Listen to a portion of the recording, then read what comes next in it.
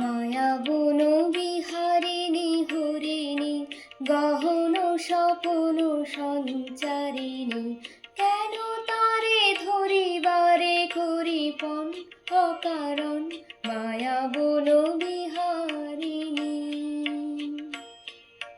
মায়া বন বিহারিণী হরিণী গহন স্বপন সঞ্চারিণী, কেন তারে ধরিবারে করিপন অকারণ মায়া বন বিহারিণী।